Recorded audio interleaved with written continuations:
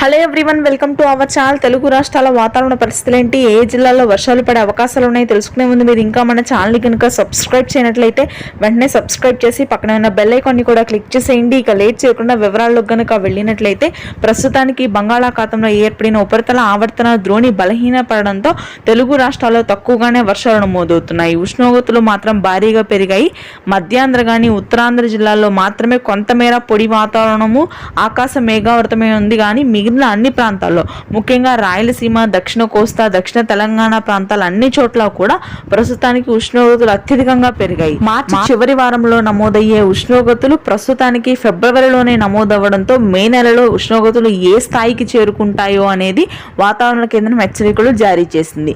ఇకపోతే మనకి ఈశాన్య రాష్ట్రాల్లో మాత్రం వర్షాలు నమోదవుతున్నాయి. శ్రీకాకుళం, విజయనగరం, విశాఖపట్నం ప్రాంతాల్లో ప్రస్తుతానికి ఆకాశం మేఘావృతమై ఉంది.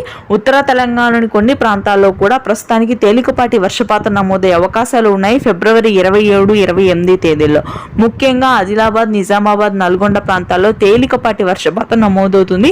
మధ్య తెలంగాణ, హైదరాబాద్ నగర ప్రాంతంలో కూడా ఉష్ణోగ్రతలు భారీగా పెరుగుతాయి. ఇది ప్రస్తుతానికి ఉన్న లేటెస్ట్ వెదర్ అప్డేట్. ఉత్తరాంధ్ర, ఉత్తర తెలంగాణ మినహాయిస్తే అన్ని ప్రాంతాల్లో కూడా ఉష్ణోగ్రతలు ఉంటాయి. Thank you.